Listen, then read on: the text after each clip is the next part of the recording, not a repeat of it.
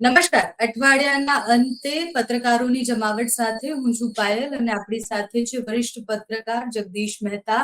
જગદીશભાઈ, આપનું ખૂબ ખૂબ સ્વાગત છે. અને આ અઠવાડિયામાં ઘણા બધા મુદ્દાઓ હતા જેના પર ચર્ચા થવી જોઈતી હતી.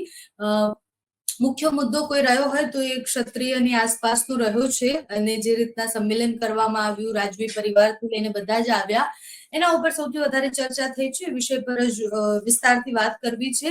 જગદીશભાઈ, ફરીથી લોકસભાની ચૂંટણી બાદ ક્ષત્રિયો એક્ટિવ થયા છે, મહાસંમેલન કર્યું, નવા મંચની જાહેરાત કરી. કશું નવું લાગે છે આમાં તમને? કશું જ નવું નહીં. મને નથી લાગતું, ક્ષત્રિય સમાજને નથી લાગતું, ભારતીય જનતા પાર્ટીને નથી લાગતું. એક નેતાઓ જે મંચ ઉપર હતા એને બાદ કરતા કોઈને કાંઈ નવીન લાગતું નથી, કારણ કે આ પિક્ચર ફ્લોપ ગયું. નહીતર હાઈપ બહુ ઊભી કરી હતી. ઇન્ડિયા સાઇનિંગ વખતે જે રીતે અટલ બિહારી વાજપેયીએ ઇન્ડિયા સાઇનિંગ નામની કેમ્પેન કરી હતી, આ એના જેવું થયું છે કે એ લોકો, એટલે કે અટલ બિહારીજી એમ માનતા હતા, એની સરકાર પ્રમોદ મહાજનના પ્રચારના ઇન્ચાર્જ હતા, એ લોકો એમ માનતા હતા કે આટલી મોટી ઉપલબ્ધિ છે એટલે આપણી ઉપર ઓળઘોળ થઈ જશે જનતા. જે રીતે અત્યારે નરેન્દ્ર મોદીએ પણ રામ મંદિર કરી નાખ્યું, 370ની કલમ નાબૂદ કરી દીધી, પછી સર્જિકલ સ્ટ્રાઇક કરી, હિન્દુત્વનું વાત કરી, એને એમ હતું કે 400 કે પાર તો આસાનીથી વયા જશું એવું હતું. અને શું થયું? 240માં અટકી ગયા. ઇન્ડિયા સાઇનિંગ ફેલ ગઈ. મેરા નામ જોકર ફિલ્મ આવ્યું હતું, શરૂઆતમાં ફેલ ગયું. દર્શકો ઘણી વખત નિષ્ફળ જતા હોય છે, ખાલી દિગ્દર્શક નહીં. તો એવી હાલત આ ક્ષત્રિય સમાજની બેન થઈ છે કે હાઈપ બહુ ઊભી કરી. બધાને એમ હતું કે શું થશે. અને જે રીતે એને દાવો શું હતો કે આ જે ક્ષત્રિય શક્તિ અસ્મિતા મંચ, એમ કે એ સંસ્થાના નેજા હેઠળ સમસ્ત ગુજરાતના ક્ષત્રિયો આવી જશે, અમ્બ્રેલા ટાઈપ. એ છત્રી પોતે અને નીચે બધા જ. અને એના જે પ્રમુખ પદે નિમાણા છે ભાવનગર મહારાજાના ખાનદાનના પુત્રશ્રી, તો એમ હતું કે હવે પછી એનો પડ્યો બોલ આખી ક્ષત્રિય સેના જે છે ઝીલી જશે. અને સરકારે પણ કોઈ પણ બાબતમાં કાંઈ પણ વાત કરવી હોય તો એ મહારાજા સાહેબ છે એને, અથવા તો ક્ષત્રિય શક્તિ અસ્મિતા મંચને પૂછીને જ પાણી પીવું પડશે. આ માયલું કાંઈ થયું નથી એટલે થશે પણ નહીં. શું કામ? કારણ કે તમે હાથે કરીને તમારી જે ગરિમા જે છે એને ધૂંધળી કરી. પેલા તો વિઝન નક્કી નતું, એજન્ડા નક્કી ન કરી શક્યા, અને સમાજને એટલું બધું તમે સાથે પણ લઈ ન શક્યા. એજન્ડા શું? તમે પેલા કીધું કે પેલા તો શું કામ આ મંડળ સ્થાપવું પડ્યું, એનો એજન્ડા ભલે તમે કીધો પણ એ ક્લિયર નથી. એને એમ કીધું અમારા સમાજના હિત માટે. તો સમાજ બાકીના બધા મંડળો જે છે 143 મંડળ છે. હે, ઓલરેડી બહુ જ બધી સંસ્થાઓ છે જ ને. 143 સંસ્થા છે. એમાંની કોઈ સંસ્થાએ એવો દાવો નથી કર્યો કે અમે સમાજનું અહિત કરશું. બધાએ કીધું અમે હિત જ કરશું ને. સ્વાભાવિક છે. અને આપની જાણ ખાતર બેન, તમે જોજો આ દુનિયામાં કેવું ચાલે છે. ગરીબી નાબૂદ કરવાની વાતો કરનારા જ બધા અમીર થઈ ગયા છે. ગરીબો તો ન્યાન્યા છે. જેને ગરીબી નાબૂદી કરવાની વાત કરી હતી ઇન્દિરા ગાંધીના વખતથી માંડીને આજ સુધી, એ પછી રાજકીય નેતા હોય કે સામાજિક નેતા હોય, જેણે ગરીબી નાબૂદ કરવાની વાત કરી છે, મુદ્દો ઉછેર્યો છે, એ બધાની તો કમસે કમ થઈ ગઈ પ્રજાનું જે થવું થાય. એમાં આ બધા 143 જેટલા મંડળો જે છે ક્ષત્રિય સમાજના, પણ એવા પ્રત્યેક સમાજમાં છે પાછા. આજે આ તો ચર્ચા કરીએ છીએ એટલે ક્ષત્રિય સમાજ, તમામે તમામ સમાજના અનેકો મંડળો છે. પણ હવે સમાજે શીખવા જેવું છે આ બધામાંથી કે કાલ સવારે ઉઠીને હું પણ પરશુરામ યુવા સંસ્થાન કે એવું કંઈક નામ રાખી મોટે પાયે અને હું મંડળ સ્થાપું, તો કોઈએ એવું માની લેવાને કોઈ કારણ નથી કે હું કોકના હાટું કપા થઈ જવાનો. હું પોળો ને બજાર હાંકડી, મને ક્યાંક તમે બનાવી દો, તમારું જે થવું થાય. નહીતર 143 મંડળ જો ક્ષત્રિય સમાજના હોય તો ક્ષત્રિય સમાજના ઘરે ઘરે દીવડા ન પ્રગટા હોય, આસો પલવના તોરણ ન બાંધ્યા હોય, બધા રાહડા ન લેતા હોય કે ભાઈ હવે તો આ સુખ ભરપૂર છે, 150 જેટલી સંસ્થા આપણા સમાજ માટે કામ કરે છે, એટલે હવે આપણે તો ક્યાંય નાખ્યા માગ નહીં એટલું ધાન છે, અને પૈસા પણ ભગવાનની દયાથી છાકમ છોડ છે. એવું ન થવું જોઈએ. કાંઈ નહીં, એનો એ હાલત છે. આ રખડે છે ને રદડે છે પ્રજા. કેટલાય ક્ષત્રિય સમાજના પરિવારો એવા છે જેને પોતાની બેન દીકરીના લગ્ન ઇત્યાદિ કરવાના પણ એની પાસે પૂરતા પૈસા નથી. તો ગઈકાલે એટલે કે ગોતામાં જે મીટિંગ મળી હતી ક્ષત્રિય સમાધિમાં શું થયું? ભાવનગરના પ્રજાવત્સલ કૃષ્ણકુમાર સિંહજીના પુત્રને એક તો તિલક વિધિ કરી. હવે તિલક વિધિ કરી એટલે આ ક્યાં કોઈ બંધારણીય હોદ્દો છે?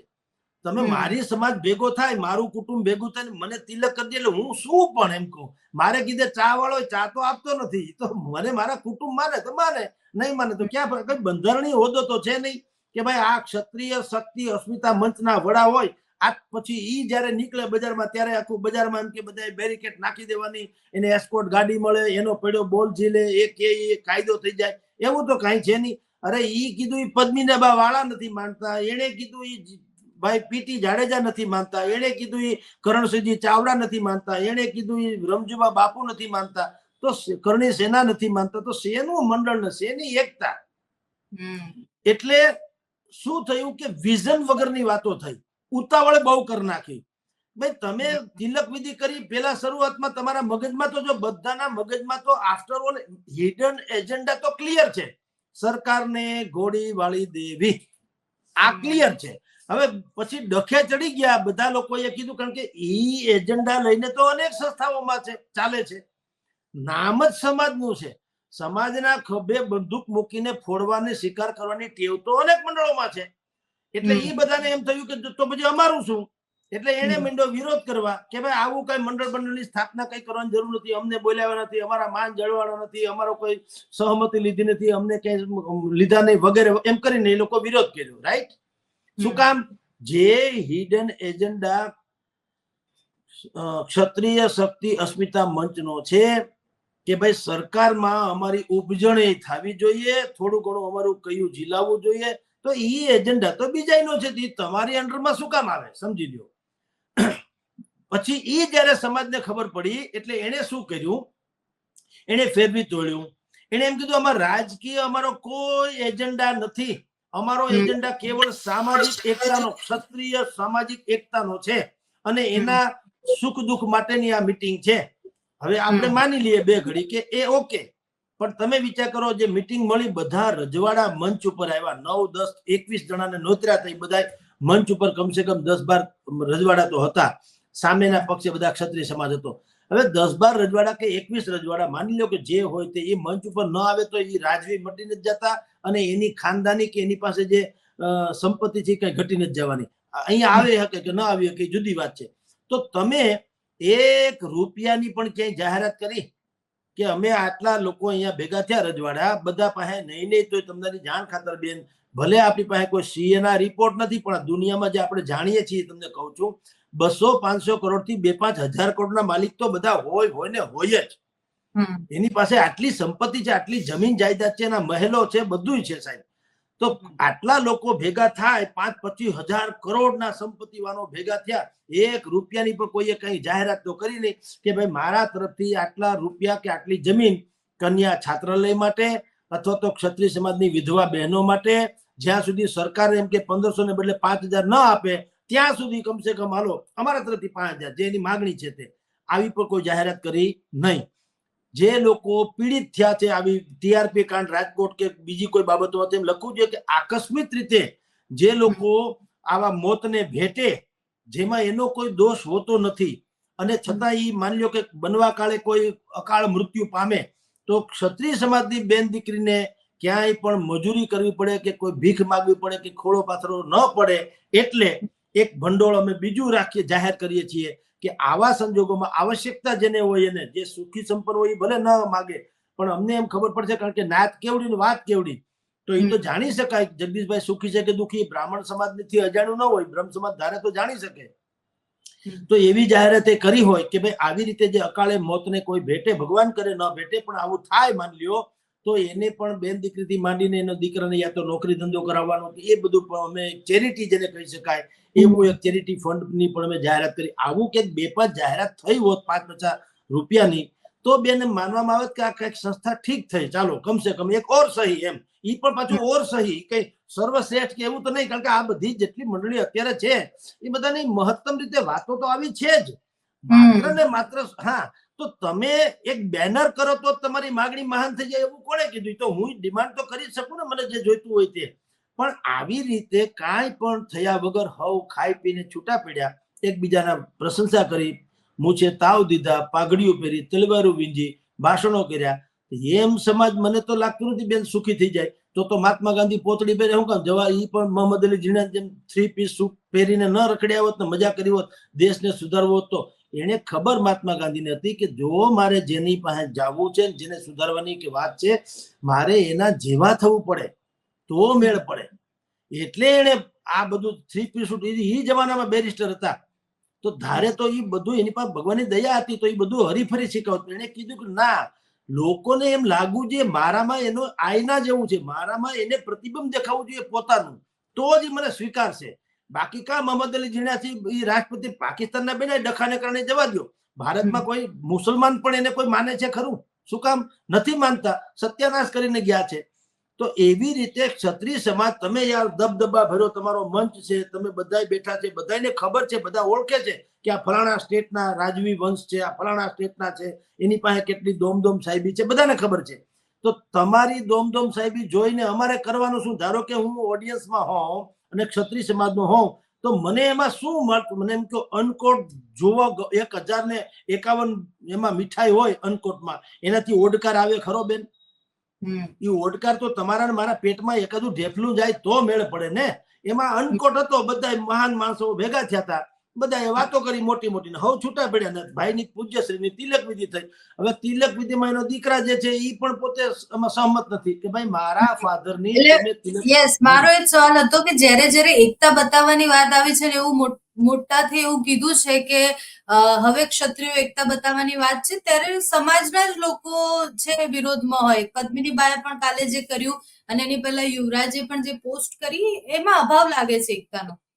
એનું કારણ છે બેન અભાવ. એટલે એને ખબર છે. જુઓ, પેલા તો યુવરાજસિંહે જે પોસ્ટ મૂકી એની ભીતરની વાત તમને કહું, જાણકાર સૂત્રો, બિલકુલ અંગત જાણકાર કહું છું, એટલે એને ડિનાય કરી ન શકે એવી વાત કરું છું કે યુવરાજસિંહને અને એના ફાધર જેને ગઈકાલે અહીંયા ગોતામાં તિલક વિધિ થઈ, એને પણ બહુ સારા સુમેળ નથી.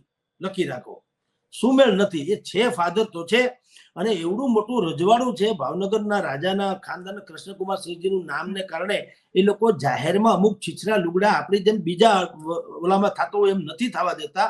એટલે એ નીલમબાગ પેલેસમાં ક્યારેક ક્યારેક આવે જાય છે. ભાવનગરના નીલમબાગ પેલેસમાં તેઓ શ્રી ક્યારેક ક્યારેક આવે જાય છે, બાકી બોમ્બે રહે છે. અને એને કોઈ પંજાબી મહિલા જે છે એને પત્ની તરીકે રાખ્યા છે એવું સાંભળ્યું છે, બરાબર. અને આ મુદ્દે જ એના પરિવારને, એટલે કે યુવરાજસિંહને અને એના ફાધરને બહુ જામતું નથી. લોક લાજે એ કે છે મારા ફાધર છે, તો ના નથી, ફાધર છે અને લોક લાજે એને આદર આપે છે. પણ એવું નથી જેવું આપણે સામાન્ય રીતે માવતરની યારે જામે છે એવું એક તો જામતું નથી, નંબર 1. એટલે આ લોકોએ શું બુદ્ધિપૂર્વક એ બધાનું કહેવાનું એમ છે કે અમિત શાહે ભાઈને કીધું શંકરસિંહને, શંકરસિંહે ચોકઠી મારી ત્યાં. જો યુવરાજસિંહને મનાવીને શંકરસિંહ લઈ આવ્યા હોત તો જુદી વાત થાત, કારણ કે યુવરાજસિંહ લોકપ્રિય છે. યુવરાજસિંહ જે છે ભાવનગરના, એની આબરૂ, એની છાપ, એની અસર, એનો પ્રભાવ, એનો ઓરા, એ બધું કૃષ્ણકુમાર સિંહજીની યાદ અપાવે એવું તો કમસે કમ છે કે લાગે. અત્યારે રજવાડા આમ સત્તાવાર રીતે નથી એટલે, પણ ધારો કે અત્યારે રાજવી પણ ચાલતું હોત તો આ યુવરાજસિંહ ભાવનગરમાં આજે આટલા જ લોકપ્રિય હોત જેટલા કૃષ્ણકુમાર સિંહજી હતા. કારણ કે એ પણ પ્રજાવત્સલ જેવા છે, પ્રજાની વચ્ચે રહેનારી વ્યક્તિ છે. હવે એને ખબર છે કે આ વિચારે પણ છે. બિલકુલ. એટલે કહું છું બેન કે એને છોડીને, કારણ કે એ છીછરા પોલિટિક્સમાં પડવા માંગતા નથી. એને ખબર છે આ બધા જે મંચ કે મંડળો રચે છે અને આફ્ટર ઓલ એનો એજન્ડા શું છે એને ખબર છે. એટલે એને કીધું, જો શબ્દ પણ વાપરા એને એની પોસ્ટમાં કે ક્ષુદ્ર રાજનીતિ, એટલે છીછરી ક્ષુદ્ર રાજનીતિમાં મારા વડીલનો, એને તો ફાધર શબ્દ ન વાપરો ખરેખર, તો એમાં તમે જાણી શકો છો મોટા માણસ કઈ ભૂલ ન કરે, સમજીને બોલે કે મારા વડીલની તમે ક્ષુદ્ર રાજનીતિમાં ઉપયોગ કે ગેરઉપયોગ કાંઈ કરતા નહીં, આવું એને કીધું. એટલે એક તો પેલા તો બાપ દીકરાને જામ્યું નહીં, પેલી વાત તો ઈ વિરોધમાં છે. કરણી સેનાએ કીધું ભાઈ અમારી ખાલી નોતરું મળશે તો જાહું, પણ અમને આમાં કઈ બહુ જામતું એમ લાગતું નથી. સંકલન સમિતિ, જે ક્ષત્રિય સંકલન સમિતિ, જે 43 સંસ્થાઓની એક સંસ્થા બની હતી, એના કરણસિંહજી ચાવડાથી માંડીને રમજુબા જાડેજા સુધીના એ કોઈ પણ ગયા પણ નહીં ને એ પણ એમ કે છે કે આનો કોઈ મતલબ નથી, આવું મંડળ તો અમારું છે, તમે બધી નવી શું કરવાના છો? તો પદ્મિનીબા વાળાએ પણ ત્યાં ડખો કર્યો, એ આપણે જાણીએ છીએ. અહીંયા પીટી જાડેજા મારે રાજકોટમાં છે, એણે કીધું કે આનો કોઈ મતલબ નથી. ભાવનગરના યુવરાજસિંહને જો લઈ આવ્યા હોત તો આ ડોમ ટૂંકો પડત, પણ તમે યુવરાજસિંહના ફાધરને લઈ આવ્યા કે જેનું કોઈ ઉત્તરદાયિત્વ નથી. ભાવનગરની અડધી પડધી પ્રજાને તો ખબર નથી આ યુવરાજ જેની તિલક વિધિ થઈ છે એને ચહેરે મોહરે કોઈ ઓળખતું નથી. ભાવનગરની વાત કરું છું. અને એની પ્રજા ઉપર કોઈ એવી પ્રજા વત્સલ જેવી છાપે નથી. હવે એને ખુદે ક્યાંક 5 રૂપિયા ઇધર ઉધર વાપરવો હોય તો કોકની પરમિશન લેવી પડે એમ છે, મહારાણી સાહેબા જેવા નહીં. એટલે એનું કોઈ બીજું ઔચિત્ય નથી. આપણે એની ટીકા આમ નથી કરતા, પણ જેટલી ઓરા કે જેટલો પ્રભાવ કે અસર યુવરાજસિંહનો છે એવું નથી એમ કહું છું. તો તમે એની તિલક વિધિ કરો કે ન કરો, ક્યાં ફરક પડતા હોય? મેં તમને કીધું આ તિલક વિધિ કોઈ બંધારણીય તો છે નહીં, રાષ્ટ્રપતિ જેવું કે સત્તાવાર કે એના કહેવાથી એવું કઈ થાય. મારું કુટુંબ ભેગું થઈને મને આખો બ્રહ્મ સમાજ અમારો ભેગો થાય અને મને તિલક વિધિ કરે કે આજથી તમે મહાન થી શું થઈ ગયું? મહાન એટલે બીજું શું મને કયો? હું તમને કઈ કહું ને તમે કઈ આવા એમ કહો કે બેકગ્રાઉન્ડ ચેન્જ કરી નાખો તો તમે થોડા બદલવાના, કારણ કે મારું કોઈ ઔચિત્ય જ નથી. એટલે વાત એવું છે બેન, આ એક કાયદેસરનું એક હાઈપ ઊભું કરેલી ઘટના હતી. અને આપણે પહેલા એક વખત ક્ષત્રિય સંમેલન મળી ગયું હતું રતનપર રાજકોટની બાજુમાં, જ્યાં 4-5 લાખ લોકો 8-10 લાખ લોકો આવ્યા હોવાનું કહેવાય છે. બહુ સારું સંમેલન ગયું હતું. એમાં ક્ષત્રિય સમાજે એનો બધો જ જેને કહી શકાય ને એનો ઋતબો એને બતાવ્યો હતો કે નૈકરા શક્તિવંત તમામ લોકો ભેગા થયા હતા. ધારે તો હાહાકાર મચાવી દે, પણ એની જે સંયમી શક્તિનો પ્રદર્શન એને કર્યું, સંયમી.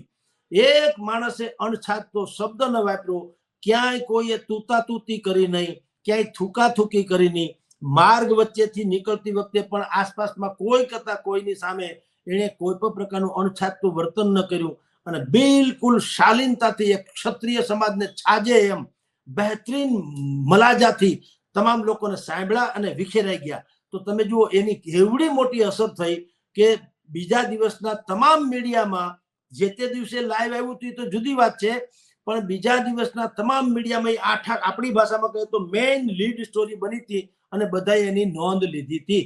આમાં કાં આવું ન થયું?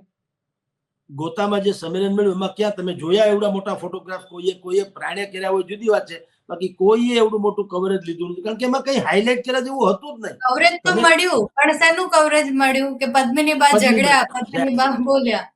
બિલકુલ ઈ જ કહું છું, ઈ જ વાત છે. આવું એટલે ટૂંકમાં ડખો થયો એ તમારે માટે બ્રેકિંગ ન્યૂઝ બેન, તમારે એટલે આપણા મીડિયા માટે. પણ એમાં જે થયું, કારણ કે વાતમાં કઈ દમ નતો બેન. તમે વાયરનું ગૂંતળું મોઢામાં નાખીને ઝઘડા કરો, ન વાયરનું ગૂંતળું ખૂટે, ન મોઢું બંધ થાય, ન રસ જરે.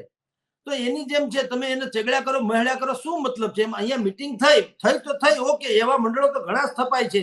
અમારા બ્રહ્મ સમાજમાં 500 મંડળ છે, નાના મોટા દરેક સમાજમાં હોય છે. તો મંડળની સ્થાપના કરવી એ કોઈ એવડી મોટી ઇવેન્ટ નથી. પણ જે દાવો તમે પેશ કર્યો તો, જે વાત તમે એજન્ડા વાળી કરી હતી, તો એમાંનું તો કઈ જોવા ન મળ્યું. તમે કૃષ્ણકુમાર સિંહજીને કે ભારત રત્ન આપો, ભલા માણા ઈ ભારત રત્ન થી પર છે. એનું એવડું મોટું યોગદાન છે, જેને સૌથી પહેલું રજવાડું સરદાર પટેલને આપીને ભારતનો નકશો, અખંડ ભારત માતાનો નકશો જે છે એને અખંડ કરવાનો સૌથી પહેલી આહુતિ આપી છે. હવે એને ભારત રત્ન મળક ન મળી, ભારત રત્ન જ છે ભલા માણા. સચિન તેંડુલકર ને તમે ભારત રત્ન આપો ત્યારે તેંડુલકર ભારત રત્ન નથી બનતું, ભારતનો રત્ન છે. એટલે તેંડુલકરને તમારે એ એવોર્ડ આપ્યા છૂટકો છે, એમાં એની ગરિમા છે, એવોર્ડ ની, સચિનની નહીં. લતા મંગેશકર ભારત રત્ન જ છે, તમે એવોર્ડ આપો એટલે ભાઈ એમાં એની ગરિમા છે, એવોર્ડ ની. લતા મંગેશકર તો છે જ ભલા માણા. અબ્દુલ કલામ, સરદાર પટેલ, મહાત્મા ગાંધી, ભલા માણા સુભાષચંદ્ર બોઝ, તમે આ બધા ભારત રત્નો જ છે ભાઈ. તમે એને મોડો આપો એ તમારો વાંક છે, એમાં એવોર્ડ ની ગરિમા ઝંખવાય. બાકી એને ન મળે એટલે કોઈ એમ કે એને ભારત રત્ન ન માને એવું નથી. એ તો છે જ ભારત રત્ન. એટલે કૃષ્ણકુમાર સિંહજી ભાવનગર વાળા એને એમ કે ભારત રત્ન આપો. ખેર, સરકારને જયારે બુદ્ધિ હુજશે ત્યારે આપશે, ન આપે તો પણ સવાયા ભારત રત્ન છે. હજી હું તો કહું છું કે આને હજી એકની જ માગણી કરી છે. એને હજી એક બીજી માગણી કરવી જોઈએ, જે બિલકુલ પ્રજા વત્સલ છે નહીં. એના તો દાખલા દુનિયામાં દેવાય છે. એનું નામ છે ગોંડલ નરેશ સર ભગવતસિંહજી, જેને ઈ જમાનામાં જયારે દીકરીને દૂધ પીતી કરવાના રિવાજ હતા, ઈ જમાનામાં કન્યા કેળવણી ફરજિયાત કરી અને ગોંડલમાં અંડરગ્રાઉન્ડ લાઇટ વીજળીની એવી વ્યવસ્થા કરી કે તમે કોઈ બ્રિટનની કોઈ શેરી ગલીમાં આટા મારતા હોય એવું તમને ભાસ થાય. તો ધન્ય હોય એની રાજનીતિને, ધન્ય હોય એના રજવાડાને.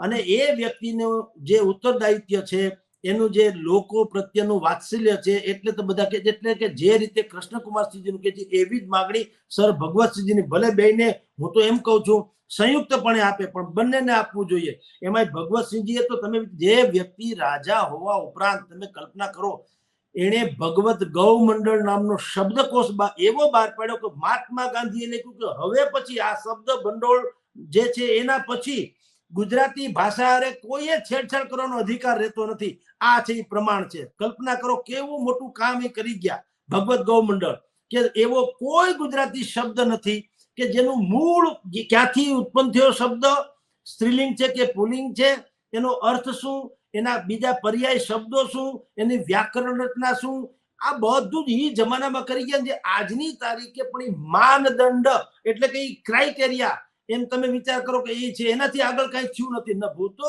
ન ભવિષ્યથી. તો આવી વ્યક્તિને સંયુક્તપણે તમે માગણી કરો, ઠીક છે, માગણી તો કરવાનો પ્રશ્ન નથી આવતો. બંને ભારત રત્ન જ છે સાહેબ. લોકોના હૃદયમાં એટલું સ્થાન છે બંનેનું. આવા અનેક રાજ્યો હશે, પણ એનું એટલું મોટું સ્થાન છે કે એને તમે ભારત રત્ન જ્યારે મળે ત્યારે ભારત રત્નનું ગૌરવ વધશે. એમાં આ વ્યક્તિનું ગૌરવ અત્યારે ઘટતું નથી તો છે જ. સૂર્ય ઉગો હોય ને હું મારા મોઢા ઉપર આમ સુંડલો ઢાંકી દઉં, એમાં સૂર્યને કાંઈ ગુમાવવાનું નથી. મારે મોઢા ઉપર કઈક આવરણ છે નક્કી થયું. સૂર્ય તો જળહળે નાખી જગતને પ્રકાશ આપે જ છે. આ બંને અને આવા રાજવીઓ આ ટાઈપના છે. એટલે એક ઈ તમારી માન્યતા, એટલે કે જે તમે ડિમાન્ડ કરી, ખેર ડિમાન્ડ સારી ને સાચી ને એમાં કોઈ શંકા નથી, પણ તમે વાત શું કરી હતી કે સમાજના સંગઠન ને એકતા માટે થઈને અમે ભેગા થયા. પણ એકતા કોરે કોરું એમ હાલે ભલામણ? કાંઈક તો તમારું ઉત્તરદાયિત્વ. તમે રજવાડા ભેગા થયા, 2-5 હજાર કરોડની માલિકીના તમે રજવાડા છો, તમારી પાસે નાખ્યા માગની એટલા પૈસા છે, એટલી સંપત્તિ છે, એટલી જમીન જાયદાદ છે. અને હું કોઈ ઈશ્વર તમને અભરે ભરે હજી દે, એમાં કોઈ ઈર્ષાને કારણે નથી કહેતા, પણ ખાડો કર્યા વગર ટેકરો થાય નહીં. તમારે કાંઈક મેળવવું, કાંઈક ગુમાવવું પડે. મોટા ભાઈ એમને નથી થવાતું. મોટા ભા થવા માટે થઈને તમારે કંઈક ગુમાવવું પડે બેન, એમને થવાતું નથી હોતું. સોનું બહુ આખું તપે ને, લુહારની કોડ, આપણે સોનીની કોડમાં સોનું તપે ને ટીપાય તો એના આવે એટલી મૂલ ઉપજતા હોય છે. નથી મફતમાં મળતા, એના મૂળ ચૂકવવા પડતા. સંતોને સંતપણા નથી મફતમાં મળતા. એમને મંચ ઉપર 5 જણા હારી ગાદીએ બેસી જાય, સુખી સંપન્ન માણસો છે, એ ધારે એવા સિંહાસન ઉભા કરી શકે, તિલક વિધિ કરે, ઠામ ઠમારો કરે, બેન્ડ વગાડે, ડાન્સ કરે, ખવડાવે પીવડાવે. પણ એમ સમાજને હું એની જરૂર હતી? સમાજ, ક્ષત્રિય સમાજે ક્યાંય ડિમાન્ડ કરી હતી કે ભાઈ જો હવે ગમે એક વસ્તુ ખૂટે છે, આખો સમાજ બાકી બધી જ રીતે એમ કે સુખી સંપન્ન થઈ ગયો છે, નાખા માગ અનાજ જે છે એમાં નાખા માગ નથી, પૈસા ભરપૂર છે, દીકરી દીકરા ભણી ગણીને હાહાકાર મચી ગયા છે, હવે બસ એક તિલક વિધિ બાકી છે, એ થઈ જાય ને તો કામ થાય, તો કાલનું સંમેલન હિટ જાય. હવે તિલક વિધિની કોઈને પડી નથી. 2-5 હજાર માણસ આવ્યું હતું. તમે જુઓ આ ક્ષત્રિય સમાજ કેવડો, અને તમારે ત્યાં તિલક વિધિમાં માણસો આવ્યા ઈ કેટલા, એનો શું મતલબ છે? એટલે એ તો ટૂંકમાં જેની પાસે બધું જ હતું, પૈસા ઇત્યાદિ, એને એક આખો ફિલ્મી શો કયો કે મેગા ઇવેન્ટ્સ કયો એવી એને કરી બતાવી. પણ જે હાઈપ મેં કીધું એમ પકડી હતી, એ પ્રકારે ઓપોર્ચ્યુનિટી ગુમાવી, જે તક હતી ગુમાવી. કોઈને પૂછ્યું નહીં, ઉતાવળ બહુ કરી. શું ફેર પડે 2-5 દી વહેલા મોડું થયું હોત તો? કોઈને પૂછવું જોઈએ કે આપણે શું કરીએ તો સમાજમાં એમ લાગે કે આ નવું છતાં સારું મંડળ થયું છે. પણ એને બદલે દે દામોદર દાળમાં પાણી એમ કરીને હવે ઉજવી ધૂળધાણી. ભગવાન એને સુખી રાખે, બીજું શું બેન. અચ્છા, શંકર બાપુની ઉપસ્થિતિ અને બીજા મોટા ભાગના મોટા રાજનેતાઓ ત્યાં કોઈ ન દેખાય. બાકી સત્તા પક્ષમાં પણ ઘણા બધા એવા નેતાઓ છે જેને વડીલ માને છે અને લોકો ઉપસ્થિત હોવા જોઈતા હતા. એટલે રાજનેતાઓએ દૂરી બનાવી, મોટા આગેવાનોએ પણ ઘણા બધાએ દૂરી બનાવી, પણ શંકર બાપુ ત્યાં દેખાયા તો એની પાછળ પણ બહુ જ બધી વાતો કરવામાં આવે છે. કારણ કે આ લોકો એમ તો કહે છે કે અમારે રાજનીતિ આ મંચથી દૂર રાખવી છે, રાજકારણ નથી કરવું, સમાજકારણ કરવું છે. તો પોસિબલ છે ખરી? નોટ એટ ઓલ, નહીં. તમે શંકરસિંહજીને હાજર રાખો છો, હાલો. અચ્છા, તમે એક તો વાત કરો છો એકતાની. ભૂપેન્દ્રસિંહજી ચુડાસમા ક્ષત્રિય છે કે નહીં? પ્રદીપસિંહ જાડેજા ક્ષત્રિય છે કે નહીં? બળવંતસિંહ રાજપૂત ક્ષત્રિય સમાજમાં આવે કે કેમ? હકુબા જાડેજા એમાં આવે કે કેમ? તમે અહીંયા વાંકાનેરના રાજવી એ એમાં ગણાય કે કેમ, તો તમે એને ભાજપૂત કયો છો. તમે જુઓ, રાજપૂત નહીં, ભાજપૂત. હવે તમે જ્યારે એક વ્યક્તિને, હવે આ મીટિંગ હતી જુઓ, અહીંયા એ લાગુ નથી પડતું એટલે કહું છું. તમે જ્યારે ગોંડલમાં જયરાસિંહ બાપુએ પરસોત્તમ રૂપાલાની ફેવરમાં ક્ષત્રિય સમાજ કરવા માટે તેની મીટિંગ બોલાવી, ત્યારે કદાચિત તમે ખેર એ શબ્દ વાપર્યો કે ભાઈ ભાવનગર નરેશે જ વાપરેલો કે આ બધા ભાજપૂતો છે, રાજપૂતો નહીં. પણ એ એક ઇવેન્ટ હતી, ખતમ કરો ચાલો. પણ અહીંયા ક્ષત્રિય એકતા જે મંચ રચાણો છે, અસ્મિતા મંચ, એ તો સમાજ માટે જ હતો. એમાં તો કોઈ એજન્ડા, હિડન એજન્ડા તમે કહો છો એમ તો હતો નહીં. ટૂંકમાં એ લોકોએ એવો જાહેર તો કર્યો નતો. તો શંકરસિંહજી બાપુ જો હાજરી આપે તો મેં આ જે નામ ગણાવ્યા છે, ભૂપેન્દ્રસિંહજી ચુડાસમાથી માંડીને હકુબા જાડેજા સુધી, એ શું કામ નહીં? નંબર 1. બીજું, તમે એમ કહો છો કે આ બિન રાજકીય છે, તો બિન રાજકીયમાં શક્તિસિંહજી ગોહિલ એક ક્ષત્રિય ગણાય કે કેમ? હા કે ના? અને જો હા તો એ શું કામ નહીં? એ કોંગ્રેસ પછી ભૂલી જાવ ને. એમ તો તમારા ક્યાં જૂથ નાના મોટા છે. તમે કરણી સેના તમારું માનતા નથી, આંદોલન સમિતિ છે તમારું માનતા નથી, તો તમારા જૂથ તો અલગ અલગ છે. પણ તમે જો સમાજ એકતાની વાત કરતા હો તો તમારે કોંગ્રેસમાંથી પણ શક્તિસિંહ ગોહિલને બોલાવવા જોઈએ, ફરજિયાત બોલાવવા જોઈએ કે ભાઈ તમે અત્યારે ભૂલી જાવ, જેમાં કોંગ્રેસ તમારી વિચારધારા જેની સાથે હોય તેને. આ તો ક્ષત્રિય સમાજ માટેનું મિલન છે. તો તમે સમાજના નેતા મળતા નથી તો તમે વેલકમ, આવો. શું કામ ન બોલ્યા? એટલે તમે કયો જે બેન, એક વસ્તુ કહું, કોયલડીને કાગ એનો વાને વર્તારો નહીં, એનો જીભરડીએ જવાબ હાચું હોરઠિયો બને. તમે કયો કે ન કયો, પ્રજા મૂર્ખ નથી. એક ક્ષણ માત્રમાં તમારી આંખની પાપણ ફરકે ને તો ખબર પડી જાય તમારો ઈરાદો શું છે. આટલી તો હોશિયાર પ્રજા થઈ ગઈ છે. એટલે એને તમારે કોથળામાં પાનસેરી મારવાની જરાય જરૂર નથી. ચોખ્ખે ચોખ્ખી વાત કરવી જોઈએ કે અમે અહીં હું કામ ભેગા થયા ને હવે ભવિષ્યમાં હું થવું. શંકરસિંહ વાઘેલા એ રહસ્યમય રહ્યા. એ ઘડીક અમિત શાહ નહીં મળે, અખિલેશ યાદવ નહીં મળે, લેવા આનું શું કરી લેવું? તમે છો ક્યાં? તમારું કઈ નેઠું ખરું? અને અમસ્તુ બાપુ એ ભૂતકાળમાં સાબિત કરી બતાવ્યું કે એનું કઈ નેઠું નથી. દુનિયાભરના પક્ષો સ્થાપી દે, ગમે ત્યારે હાંજે ફલાણા મંડળ, ઢીકણા મંડળ, પછી એનું સૂચિ રાજા રામ જાણે. હવે તમારું ખુદનું સ્થાપેલું મંડળ, એની પોતાના અસ્તિત્વનું કાંઈ લેવા દેવા નથી રહ્યું, એના બધાના જજિયા ઉડી ગયા. તો શું ભલું તમે સમાજનું કરો? શું કામ તમારા કારણે કોઈ યા હોમ કરીને પડે ફતે છે આગે?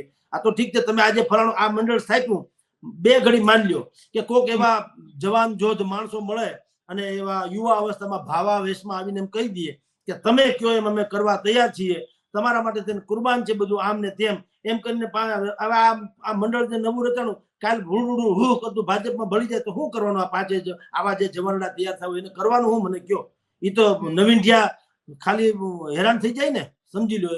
એટલે તમને કહું, તમારું એક સ્ટેન્ડ પેલા નક્કી હોવું જોઈએ કે અમારે આ જ કામ કરવાનું છે. એનો number 1, number 2, number 3, number 4, number 5. Number 1, Bharat રત્નની માગણી બે રાજાને મળવી જોઈએ, ગોંડલ નરેશ, ભાવનગર નરેશ. નંબર 1. નંબર 2, આપણા ગુજરાતમાં કન્યા છાત્રાલયોની સંખ્યા ઓછી છે, આવશ્યકતા વધુ છે. કેટલીક જગ્યાએ ફંડનો અભાવ છે, કેટલીક જગ્યાએ જમીનનો અભાવ છે. તો એની તાત્કાલિક આટલા સમયમાં આટલી કન્યા છાત્રાલય કરવી, અને એનું આ મંચ ઉપર જે લોકો ઉભા હતા એને કેવું જોઈએ કે ભૂમિદાન અમે કરીશું અથવા તો અમુક ચેરિટીના પૈસા અમે આપીશું. નંબર 3, વિધવા બહેનો. એમ કે ક્ષત્રિય સમાજની વિધવા બહેનો જે થાય છે તો એ બિચારી બીજા બધાની જેમ મજૂરીએ જઈ શકે નહીં, એની એક મર્યાદા છે. રાજપૂતાણીઓ કોઈ દી ક્યાંય જાય નહીં કોઈને, અને ક્યાંય ખોળા પાથરે નહીં, કોઈ પોતાના દુઃખ કહી ન શકે એવી એની મલાજો હોય છે, એની ગરિમા હોય છે. તો એને આ લોકોની માગણી છે, માગણી વાજિબ છે કે ભાઈ એને 1500 સરકાર જે આપે છે, 1500 રૂપિયા વિધવા સહાય, એને બદલે 5000 આપો. હું તો કહું 25000 આપવા જોઈએ. પણ એ માગણી જે છે તો આ લોકો એમ કહેવાની જરૂર એમ હતી કે સરકારની પાસે અમે માગણી કરી છે, ઓકે, પણ સરકાર હોતી એ જ્યારે માગણી સ્વીકારે ત્યારે. પણ આજે અમે જે સમાજનું ભલું કરવા નીકળ્યા છીએ, આટલા રજવાડા ભેગા થયા છીએ, જે સદેહે હાજર છે સદેહે હાજર નથી પણ અમારી સાથે છે. તો એવા 21 કે 25 જે રજવાડા છે એની પાસે ભગવાન દયા છે, કઈ નાખ્યા માગતો છે એની પૈસા ને તો તાણે નથી. તો એને કેવું જોઈએ અમે એક 200-500 કરોડનું એવું ભંડોળ ઉભું રાખીએ છીએ કે જ્યાં સુધી કમસે કમ સરકાર આ અમારી માગણી મંજૂર ન કરે ત્યાં સુધી આપણી બેન દીકરી ભગવાન કરે ને કોઈને દેવું ન પડે. કારણ કે કોઈ વિધવા થયું કોઈ ઈચ્છે નહીં, પણ કાળાંતરે અત્યારે કળયુગ છે ને કઈ અવકાશ થઈ જાય ને એના અંજળ ખૂટે અને આવી રીતે વિધવા થઈ જાય તો અમે બેઠા છીએ, અમે તમારા દીકરા જો સંતાનો હશે તો એને સારી નોકરી શિક્ષણથી માંડીને બધું કોશિશ કરશું, અને જો બેનબા એકલા હોય તો અમે એને 5,000 નહીં પણ 15,000 રૂપિયા આપીશું. તો આવી જાહેરાત કરી હોત તો ઉપડ્યા ઉપડત નહીં, સમજી લ્યો. પણ એવી કોઈ જાહેરાત કર્યા વગર, કન્યા છાત્રાલયથી માંડીને વિધવા સહાયથી માંડીને કોઈ પણ પ્રકારની જાહેરાત કર્યા વગર અહીંયા ટીઆરપી કાંડ રાજકોટમાં થયું. ક્ષત્રિય સમાજના જ વધુ લોકો એમાં એના ભોગ બન્યા છે, બરાબર. એમાંથી જેટલા બન્યા છે એમાંથી માની લો 8-10 પરિવાર એવા છે સાધન સંપન્ન છે, એને કીધું ખરું અમારે કાંઈ કોઈની મદદ જોતી નથી, કુદરતે અમારી ઉપર આવો કેર વર્તાવ્યો છે, એને સહન કરવાની ભગવાન શક્તિ આપે, અમારે કોઈની સહાયની જરૂર નથી, તો સારી હાલો ખેર. પણ બીજા 2-5 ખોરડા એવા છે બેન ક્ષત્રિય સમાજના કે જેને ખરેખર એના ઘરનો દીપક બુઝાઈ ગયો અને એને વગર આંખ નીચે અંધારા આવી ગયા છે. એ ખુલ્લી આંખે પણ એને દેખાતું નથી, એટલી એની ભીષણ ને એની કરુણાજનક સ્થિતિ છે. આ મંચ ઉપરથી એવું તો કેવું જોઈતું હતું કે આવા જે ઘટનાઓ બને, આવી એવી ઘટનાઓમાં આપણા સમાજની કોઈ બેન દીકરી કે કોઈ પરિવાર નોધારો ન પોતાની જાતને સમજે. અમે બેઠા છીએ રજવાડા શું કામના, અમારી પાસે અપાર જમીનો છે, અફાટ જમીનો છે, અમારી પાસે બેસુમાર દોલત છે, અમારી પાસે ભગવાનની દયાથી ઘણું બધું બાકી બધી સંપત્તિ છે, ઝેર ઝવેરાત છે, આ બધું છે, અમારા જોગું છે, એ બધું છે. પણ એમાંથી અમે અમુક ટકા કાઢી દઈએ, કારણ કે અમારે તમારી સેવા કરવી છે અને ઈશ્વરે અમને તક આપી છે. મરી તો હોને જવું, અમર કોઈ આમ નથી, પણ અમર થવા માટે થઈને આ બધી જડીબુટી છે. તો આ ભેગું થઈને 200-500 કરોડની એક ભંડોળની જાહેરાત કરી હોત, સાહેબ બધા મંડળ જેટલા છે ક્ષત્રિય સમાજના 143 જેટલા, એ બધા અમરેલા છત્રીની હેઠે બધા આવી જાત. કારણ કે આવી નક્કર જાહેરાત કોઈ પણ મંડળે કરી નથી. બધા સમસ્યા માટે લડવાના નામે મંડળ સ્થાપીને બેઠા ખરા, પણ એ બધા ધબધબાવ્યા કરે કે પત્ર લેખા કરે, આંદોલન કર્યા કરે, એટલે એ પોતાની છબી ચમકે, પણ સમસ્યા હલ નથી થતી. સમસ્યા હલ તો ત્યારે જ થાય જ્યારે તમે કઈ કુરબાની આપો, ખાડો કર્યા વગર ટેકરો થાય નહીં, અન્નકૂટ જોવાથી ઓડકાર આવે નહીં, તમારે કોકના મોઢામાં ઢેફલું મૂકવું પડે. હવે ઈ જો ન થાય તો તિલક વિધિન ફલાણા તરવારું વીંજી નાખો, મૂછે તા દઈ દો, તો ઠીક. હવે તો એમાં શું ફેર પડે? એટલે કહું છું કે ઓવરઓલ આ એક મંડળની ખાલી સ્થાપના થઈ છે. આપણે આશા રાખીએ, એમાં ના નથી કે ભાઈ કાલે ઉઠીને એ લોકો આજે તાજપોશી થઈ ગઈ તો હવે મહારાજા ભાવનગરના વંશજ જેને તાજપોશી કરવામાં આવી છે એ કંઈક જાહેરાત કરે, બીજા રજવાડા હતા એ કંઈક જાહેરાત કરે, અને એવું કંઈક મનમાં હોય તો આપણને જરાય વાંધો નથી. આજે ટીકા તો એને નથી કરી એટલે છે. માની લો કાલ ઉઠીને આવી કોઈ જાહેરાત કરે આ પ્રકારની 200-500 કરોડ કે 2-5,000 કરોડની, તો ધન્ય હોય, આપણે એને ફૂલડે વધાવીએ. આ તો ઘટનાક્રમ બને છે એના આધારે આપણે વાત કરીએ છીએ. આપણો કોઈ શત્રુ નથી, આપણો કોઈ મિત્ર નથી, આપણે ઘટનામાં જે અત્યારે પ્રાસંગિકતા છે એની વાત કરીએ છીએ બેન. જી છેલ્લો સવાલ છે કે આપણે જ્યારે લોકસભાની ચૂંટણી હતી ત્યારે પણ ક્ષત્રિયોને ભેગા થતા જોયા હતા, અને ઘણી બધી વાર એવા દ્રશ્યો પણ જોયા છે કે સમાજ સાઈડમાં મુકાઈ ગયું હોય, ધર્મ અને જાતિ બધું જ સાઈડમાં મુકાયું હોય, અને પોતાની જાત પહેલા આવી હોય. તો ધર્મ મોટો છે કે જાતિ મોટી છે કે શું મોટું છે કે ખબર નથી પડતી જ્યારે એકતાની વાત કરતા હોય છે ત્યારે. બેન ખબર તો છે પણ આ લોકોએ ખબર પાડવી નથી. એને આપણા સહિતના બધાની વાત કરું. ધર્મ શું છે ઈ કોઈ પ્રવચન કરવાનો મુદ્દો જ નથી. ધર્મ કોઈને આંજી દેવાનો મુદ્દો નથી. તો સૌથી વધુ જ્ઞાન છે તે ગૂગલ પાસે છે. તો મોરારી બાપુ કરતા કોઈ ગૂગલ ને ન મહારાજ માને અને એની બાધા આખડી ન રાખે, ચોટીલાની હું કામ રાખે, અંબાજીની હું કામ રાખે? તો કે ભાઈ ગૂગલ, હે ગૂગલ માતા કે હે ગૂગલ પિતા, તમે મારું જો ફલાણું સારું કરી દો તો હું તમને 10 વખત લાઈક કરીશ, એવું ન કહે. બધાને ખબર છે કે આ કેવળ ઇન્ફોર્મેશન છે, આની પાસે માહિતી છે, જ્ઞાન નથી, સાધના નથી, લાગણી નથી, કોઈ પ્રકારનું તત્વ નથી, પવિત્રતા નથી. એને બુદ્ધિનો છાંટો. તમે જગદીશ આમ કરો, સર્ચ કરો તો જગ એમ કરો તો જવાહરલાલ આવે, જગદીશ આવે, જગુ બાપુ આવે, બધું જ આવે. કારણ કે એને ઈ બુદ્ધિ નથી કે હું જોઈએ છે, એ તો એક મશીન છે. એમ ધર્મ શું છે બેન, મેં કીધું તેમ આંજી દેવાની ઘટના જ નથી. ક્ષાત્ર ધર્મ હોય કે માનવ ધર્મ હોય, ધારયતિ ઇતિ ધર્મ. તમે જેને ધારણ કરો, જેને પાલન કરો, જેને અનુસરણ કરો, એ ધર્મ છે. મારા મા બાપ જો વૃદ્ધાશ્રમમાં હોય તો શ્રવણ જે દશરથના હાથે ગુજરી ગયા એના માવતરના વિલાપ કરવાની કથા કોઈ કરતું હોય મંચ ઉપરથી, વ્યાસપીઠ ઉપરથી, પલપલિયા આંખમાંથી પાડવાનો મને કોઈ અધિકાર નથી. કારણ કે મેં મારા બાપાને તો વૃદ્ધાશ્રમમાં મૂક્યા છે. તમે જુઓ, આદર્શ સંહિતા હોવી જોઈએ. ચૂંટણી જેવું સૌથી ખરાબમાં ખરાબ ક્ષેત્ર રાજકારણ આપણે કહીએ છીએ. મોટા ભાગના કિસ્સામાં આપણે કહીએ છીએ ભાઈ જો એનાથી ચેટા રહેજો, બહુ મોટો રાજકારણી છે ભાઈ, ભગવાન બચાવે એમ કહીએ છીએ. અર્થાત રાજકારણ છે એ સૌથી નિમ્ન કક્ષાનું ક્ષેત્ર છે જેમાં નીતિમત્તા લગભગ હોતી નથી એવું માનવામાં આવે છે. કેટલાક રાજપુરુષો થઈ જાય ને જવા દો. તો સવાલ એ છે કે એવી રાજનીતિ નામના નિમ્ન સ્તરના ક્ષેત્ર માટે થઈને પણ જ્યારે ચૂંટણી થાય ત્યારે શું હોય છે, એની આચાર સંહિતા બહાર પડે. આટલું આટલું ન કરવું, આટલું આટલું ન કરવું, નહીં તો તમને ફાઇન થશે વગેરે. મંદિરમાં તમારે પ્રવચન ન કરવું, જ્ઞાતિ જાતિ વિશે વેર થાય એવું બોલવું નહીં, કોમી વિવાદ ભડકાવવો નહીં, ભડકામણા શબ્દો વાપરવા નહીં, અમુક અશ્લીલ બાબતો વાત ન કરવી, અમુક અપશબ્દો બોલવા નહીં, શાલીનતાથી વર્તવું, હિસાબ કિતાબ આપવો વગેરે વગેરે. હવે આ બધું એક આવી રાજકારણની ક્ષુલ્લકમાં ક્ષુલ્લક બાબત છે, તો એમાં આચાર સંહિતા છે. તો હું તો એમ કહું છું કે આ ધર્મની બાબતમાં તો આદર્શ સંહિતા હોવી જોઈએ, આચાર નહીં. મોરારી બાપુથી માંડીને રમેશ ઓઝા સુધીના જેટલા ભાગ કે જિજ્ઞેશ દાદા, આ જેટલા પણ પ્રચલિત અત્યારે જે છે કથા વાચકોથી માંડીને ધર્માચાર્યો સુધીના, શંકરાચાર્યોને પણ કહું છું ને, જેટલા લોકો આવા મોટિવેશનલ સ્પીકર તરીકે જ્ઞાન વત્સલ સ્વામીથી માંડીને જેટલા હોય એટલા, હું તો બધાનું કહું છું, એ બધાએ હવે એક આદર્શ સંહિતા જે છે એની વાત કરવી જોઈએ ઓડિયન્સને કે ભાઈ અમે તરગાળા રમવા આવીએ એવા મનોરંજનના માણસો નથી, તમને મોજ કરાવવા નથી આવ્યા, અમે તમારા મોક્ષની વાત કરવા આવ્યા છીએ. એટલે તમારે અમને સાંભળવું હોય તો જે રીતે મંદિરમાં પગરખા પહેરીને ન જવાય, મલ્ટીપ્લેક્સ ટોકીઝમાં તમે બહારનો નાસ્તો તમારા ઘરેથી લઈને ન જઈ શકતા, એવી રીતે તમારે કથા મંડપમાં આવવું હોય તો અમુક પ્રકારની જે નૈતિક ફરજ છે એ તમે અહીંયા સાબિત કરજો, તમે એ બજાવો છો તો તમારામાં આવીએ. આમાં તો ખેતર હોય તો આમાં ફળદ્રુપ જમીનમાં કઈક વાવો તો ઉગે, રણમાં વાવીને શું ફાયદો? જો તમે નીતિમત્તા રીતે હાવ નિમ્ન સ્તરના હો, તમે કોઈ પણ પ્રકારની ફરજ પાળતા ન હો, તમારે આશ્રિત પત્ની ને છોકરા છે તમે એને મારકૂટ કરતા હો અથવા તો એનું ભરણ પોષણ બરાબર કરતા ન હો, તમે વ્યસનથી માંડી બીજી બાબતોમાં પૈસા વેડફી નાખતા હો, તમારા માવતર જે છે એ બિચારા બહાર બેઠા રહે ભૂખા બેઠા બેઠા અને ઘરે લાલા જમવા પધારો, લાલા જમવા પધારો એવો ખોટો ડિંડક કરતા હો, તો પેલા આ બાપાને જમાડો પછી લાલો જમવા. લાલાને જમાડવા વાળા હજારો લોકો છે, આપણા માવતરને જમાડવા વાળા આપણે એક જ એના લાલા હોઈ શકીએ. તો આ બધી બાબતો એને કેવી જોઈએ. હવે લોક કથા કરવાની જરૂર છે, રામ કથાઓ બહુ થઈ, કૃષ્ણ કથાઓ બહુ થઈ, ભાગવત કથાઓ બહુ થઈ, એને સાઈડમાં રાખીને એટલે કે એને સિમ્બોલિક રીતે રજૂ કરીને આવી એક લોકાચારની કથા, માનવ કથા કરવાની બહુ જરૂર છે. તો આ ધર્મ જે છે ને એ દીપી ઉઠે.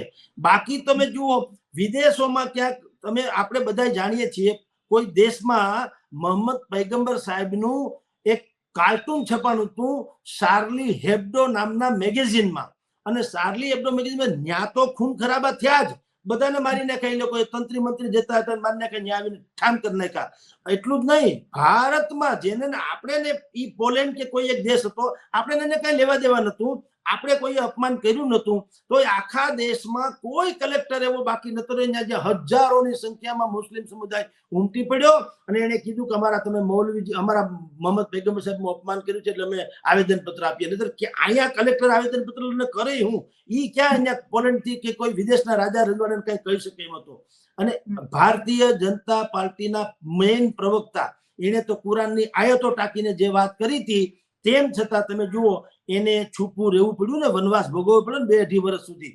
એને કહેવાય ધર્મ પ્રત્યેની તમારી પેશન, જનૂન, ધર્મ પ્રત્યેનો લગાવ. હવે આપણે તો લક્ષ્મી સાહેબ ગલબા, ગણેશ સાહેબ બીડી, શિવાજી સાહેબ બીડી, આપણે છે કઈ આપણું કઈ ગૌરવ છે કે ભાઈ આપણે કોણ ધર્મના છીએ? એટલે આપણે તો બધા મનોરંજન તરીકે આ બધામાં જઈએ છીએ, કથા ઇત્યાદિમાં એકબીજાની ઓળખાણ થાય, ધંધા ધાપા વધે ને આમને. મોરારી બાપુ પાછા કે લોકો તમે સાંભળવા વાળા તમે જોજો કે આજે બાપુ બહુ ખીલ્યાતા. ભલા માણા કઈ ખીલે એટલે કઈ કલાકાર છે બાપુ? આજે ખીલ્યાતા કારણ કે બાપુ આજ મૂડમાં નતા. બોલો કેવું કહેવાય? એટલે આપણે બધા એન્ટરટેનમેન્ટ, આજે ફિલ્મ જોવા જવું છે મોરારી બાપુની કથા, તો આજ બાપુની કથામાં જઈએ કાલ ફિલ્મ એના જેવું છે. એટલે કહું છું બેન કે એટલે આપણો મેળ પડતો નથી. અને આ બધા ધર્મના નામે જે કઈ હાલે અથવા સમાજના નામે જે કઈ હાલે એનું ગ્રાસરૂટ લેવલ પર કઈ તળિયું નથી આવતું. એનું કારણ આ છે બેન, બીજું કઈ નહીં. જય Hari. Okay, thank you so much જગદીશભાઈ. તમે જે આ વાત કરી સાચી બહુ જ વિચારવા જેવી પણ છે કે આપણે હવે વધારે ડિંડક કરીએ છીએ અને જે સાચું છે જોવામાં કાં તો આંખ બંધ કરી દઈએ છીએ કાં તો જોઈએ છે તો પણ એક્સેપ્ટ કરવા નથી માંગતા. જી એટલે જી આપણે જી એકતાની વાત કરીએ એક બાજુ, પણ બીજી બાજુ આપણા જ સમાજના લોકો લડતા હોય, ઝઘડતા હોય. આપણે પહેલા એમ કહીએ કે આપણે એકતા રાખવાની છે, આપણે બતાવી દેવાનું છે, પણ કોને બતાવવાનું છે એ પણ નથી કહેતા આપણે. એટલે બહુ જ વધારે પ્રશ્ન હતા. મહાસંમેલન પહેલા પણ બધાને કન્ફ્યુઝન હતું, એના પછી પણ બધાને હજુ પણ કન્ફ્યુઝન જ છે કે મંચનો ઉપદેશ શું છે, આ બધા જ લોકોને ભેગા કરવાનું કારણ શું છે, રાજવી પરિવારને ભેગા કર્યા છે તો એમાંથી શું તમે ફળશ્રુતિ લેવાના છો, કે રાજવી પરિવાર આવ્યા છે તો એનો શું તમને ફાયદો છે મંચને. બહુ જ બધા પ્રશ્ન હજી પણ છે. એ લોકો હજી પણ સામે આવી અને આખા જે સંમેલન થયું એની પાછળનું કારણ ને બધું સ્પષ્ટ કરી શકે તો સારું છે. બાકી કઈ નહીં. થેન્ક યુ સો મચ જગદીશભાઈ, તમે અમારી સાથે જોડાયા. Thank you. થેન્ક યુ બેન, થેન્ક